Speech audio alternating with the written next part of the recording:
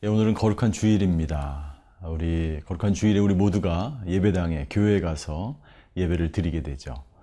만약에 우리가 드리는 예배당이 더러운 것들로 오염되어 있거나 내가 원치 않는 그러한 공간, 우상으로 가득 차 있고 무너져 있고 회파되어 있다면 그 마음이 별로 기분이 좋지 않겠죠.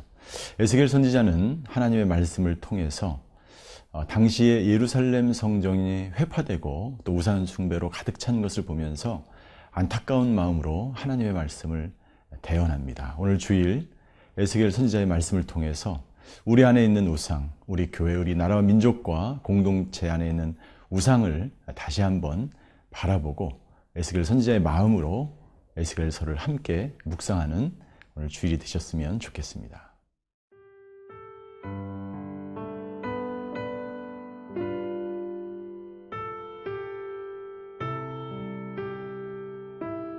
에스겔 7장 1절에서 13절 말씀입니다.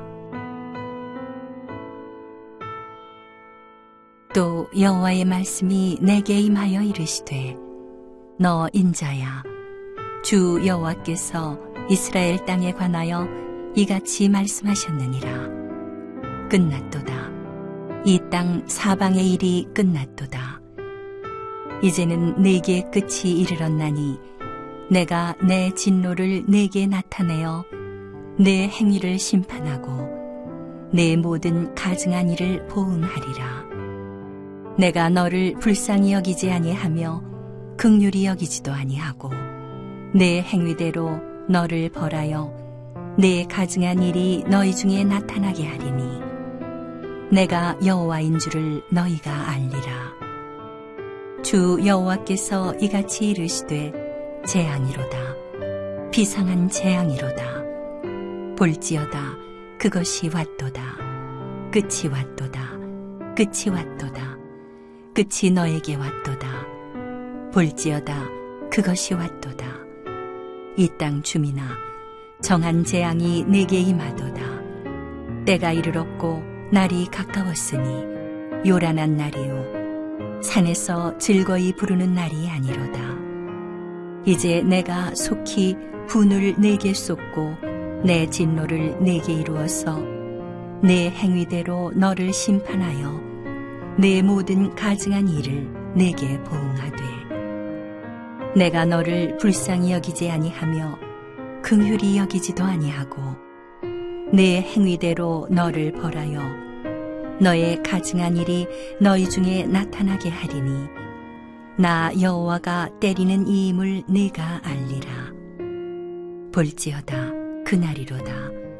볼지어다 임박하도다. 정한 재앙이 이르렀으니 몽둥이가 꽃이 피며 교만이 싹이 났도다. 포학이 일어나서 죄악의 몽둥이가 되었은즉 그들도 그 무리도 그 재물도 하나도 남지 아니하며 그 중에 아름다운 것도 없어지리로다. 때가 이르렀고 날이 가까웠으니 사는 자도 기뻐하지 말고 파는 자도 근심하지 말 것은 진노가 그 모든 무리에게 임함이로다. 파는 자가 살아있다 할지라도 다시 돌아가서 그 판 것을 얻지 못하리니 이는 묵시가 그 모든 무리에게 돌아오지 아니하고 사람이 그 죄악으로 말미암아 자기의 목숨을 유지할 수 없으리라 하였음이로다.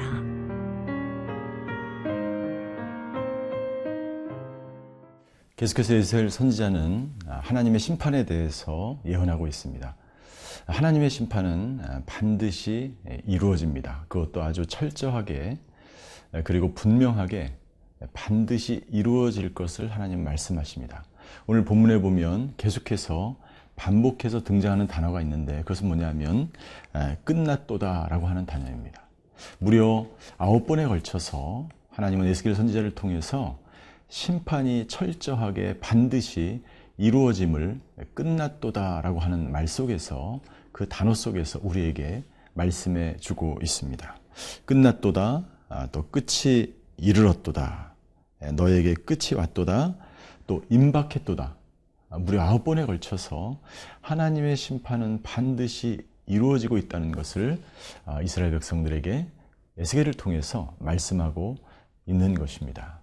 어떤 사람들은 심판이 없다고 이야기하는 사람들이 있습니다. 또 어떤 사람들은 분명히 예언자와 선지자들을 통해서 심판에 관한 말씀을 들었음에도 불구하고 그것을 머리로만 알고 있고 받아들이지 않는 그러한 사람들이 있습니다. 반면에 어떤 사람들은 그 예언자들의 심판의 소식을 듣고 회개하며 돌이켜 하나님께로 나오는 사람들이 있었습니다. 사랑하는 성도 여러분들, 에스겔 선지자의 심판의 이 메시지를 통해서 우리는 이 세 부류 중에서 어디에 속하는지 자기 자신을 점검해 보아야 할 것입니다. 오늘 하나님의 심판이 임했음도 불구하고 이 세 번째 그룹은 철저하게 회개하고 하나님께로 돌아온 사람이 분명히 있었다는 것입니다. 우리가 그 사람들을 남은 자라고 이야기합니다. 그래서 하나님은 이 남은 자들을 통해서 분명히 하나님의 심판이 임하였고 이 남은 자들을 하나님이 구원함으로 말미암아 의인은 반드시 구원을 얻고 그리고 하나님의 분명한 심판 속에서도 회개한 사람들은 구원을 얻게 되고 이 구원 얻은 사람들, 남은 자들을 통해서 이 구원의 심판이 정확하게 이루어졌음을 다음 세대에 계속해서 증거하기 위해서 하나님은 남은 자를 반드시 남겨 두신다는 것입니다. 하나님의 심판은 4절에 보십시오. 4절 내가 너를 불쌍히 여기지 아니하며 긍휼히 여기지도 아니하고 내 행위대로 너를 벌하여 내 가증한 일이 너희 중에 나타나게 하리니. 하나님의 심판의 목적을 두 가지로 나타내고 있는데요. 첫 번째는 그들의 가증한 일을 나타내기 위해서 하나님은 심판하십니다. 우리가 세상에서 볼 때는 이것이 내가 이 죄 지은 것이 드러날까? 완전 범죄라는 것이 있지 않습니까? 죄를 지은 사람, 범죄를 행하는 사람은 언제나 완전 범죄를 꿈꾸며 죄를 지은다고 하죠. 세상에는 완전 범죄가 있는지 모르겠어요. 풀리지 않는 사건이 있는지 모르겠어요. 우리는 죄를 짓고 그것을 숨기면 그것이 숨겨진다고 믿는 사람들이 있는지 모르겠어요. 그러나 하나님 앞에서는 절대로 숨김이 없고 반드시 그 죄악이 드러나게 된다는 것을 하나님은 말씀하고 있습니다. 하나님의 심판의 목적은 이스라엘 백성들의 가증한 것, 그것은 무엇입니까? 우상 숭배죠. 이 가증한 것, 이 죄악을 반드시 드러내시고 두 번째는 4절 마지막에 내가 여호와인 줄 너희가 알게 하게 하기 위해서 하나님이 심판하신다는 것입니다. 이스라엘 백성은 하나님의 많은 기적을 보았습니다. 하나님이 도우시는 것을 눈으로 목도하였습니다. 그리고 그들은 성전에서 하나님을 예배하였고 하나님의 임재의 상징인 성전에 모여서 예배드렸음에도 불구하고 하나님이 누구인지 몰랐고 오늘 본문에 있는 것처럼 하나님을 알지 못했기 때문에 하나님은 심판을 통해서 이스라엘 백성들에게 하나님이 누구인지를 알게 하기 위해서 심판을 허락하시는 것입니다. 에스겔 선지자의 예언, 그것은 정말 분명하고 확실하고 그리고 완전하게 이루어지는 예언의 말씀인 것입니다. 그러나 우리가 우리의 삶에 적용해 볼 때 이 예언의 말씀은 무수히 지금도 하나님의 말씀은 들려지는 것입니다. 나의 죄악뿐만 아니라 우리 공동체, 이 나라의 이 민족의 죄악에 대해서 하나님은 계속해서 그 시대뿐만 아니라 이 시대에도 하나님은 말씀하시는 분이죠. 이것을 나의 삶에 어떻게 적용할 수 있을까요? 저와 여러분들도 언제든지 심판 가운데 서게 된다는 것입니다. 우리는 그 심판을 바라보며 하나님 앞에서 모든 죄가 드러날 것을 깨닫고 날마다 순간마다 하나님 앞에 회개함으로 두렵고 떨림으로 하나님 앞에 서 있어야 함을 오늘 본문을 통해서 우리는 깨닫게 되고 또 나의 오늘 하루의 삶을 통해서 이것을 적용하는 그런 하루가 되시기를 바랍니다.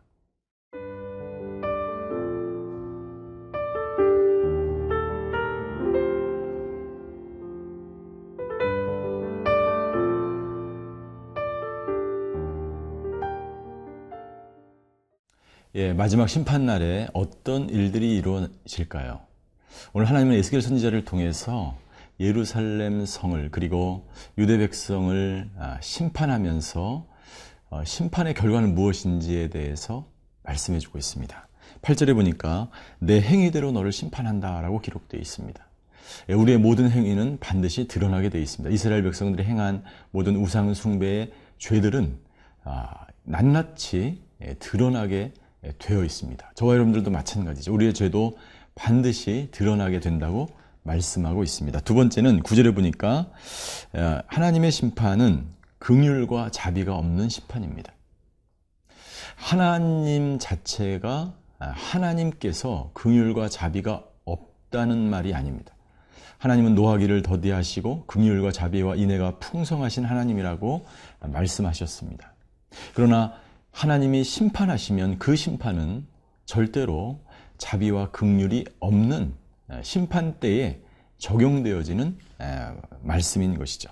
세 번째, 9절 마지막에 보니까 너의 가증한 일이 너희 중에 나타나게 하리니 나 여호와가 때리는 이임을 내가 알리라. 때린다는 것은 이 치신다, 고통을 주신다. 하나님은 고통을 통해서 인간이 회개하고 하나님께로 돌아오기 원하시는 분이시죠. 그래서 이스라엘 백성들이 하나님을 모르기 때문에 하나님은 고통을 통해서라도 하나님께로 돌아오는 이스라엘 백성들을 보기를 원하십니다. 이 마지막 때 세 가지 일이 일어나는 것이죠. 그렇다면 하나님의 심판의 도구와 방법은 무엇인가? 그것은 이웃나라 바벨론을 들어서 사용하는 것이다 라는 것입니다. 10절에 보니까 바벨론에 대해서 이렇게 말하고 있습니다. 몽둥이가 꽃이 피며 교만이 싹이 났도다. 11절 포악이 일어나서 죄악의 몽둥이가 되었다라고 기록하고 있습니다.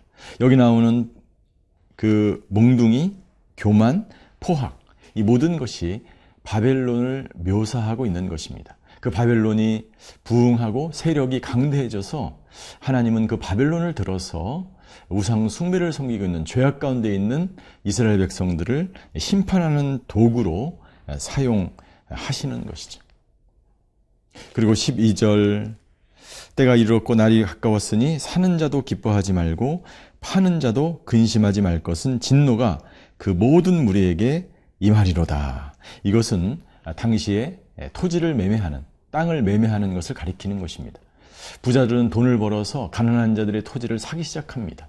가난한 자들은 그 토지를 팔 수밖에 없는 상황 가운데 있을 때 그들에게는 근심과 걱정과 두려움 가운데 빠져 있지만 심판 때 그것은 아무런 소용이 없게 되는 것입니다. 여러분들, 우리가 오늘의 본문을 적용해 볼 때 여러분들 심판 때에 그 심판을 우리가 생각하면 생각할수록 지금 우리가 작은 일에 근심하거나 또 물질을 가지고 물질이 사라지고 물질이 생기는 것에 기뻐하거나 또는 슬퍼하거나 이러할 그런 어떤 상황과 여지가 없다는 거예요.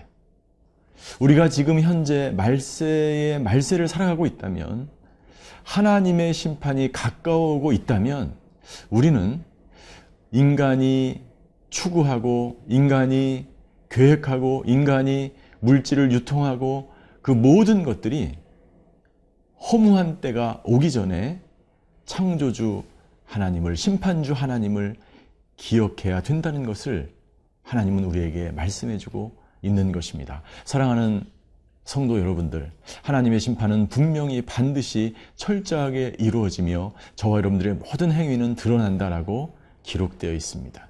오늘 하루를 살아가면서 우리의 행위, 우리의 말, 또 내가 속해 있는 가정과 공동체에 우리의 죄는 없는지 다시 돌아보며 하나님께서 원하시는, 회개하고 돌이켜 하나님이 기뻐하시는 심판을, 마지막 때를 준비하는 저와 여러분들이 되시기를 주님의 이름으로 축원합니다. 기도하시겠습니다. 사랑의 하나님, 저희가 마지막 때를 기억하며 창조자를 기억하며 우리의 죄와 우리의 모든 악이 반드시 드러나는 것을 기억하며 하나님 한 분만을 의지하며 살아가게 하여 주시고 그 심판을 두려워하며 하나님을 두려워하며 오늘 하루 하나님 앞에서 정직한 하루가 죄를 멀리하는 하루가 되게 하여 주시옵소서. 감사드리며 예수 그리스도의 이름으로 기도하였습니다. 아멘.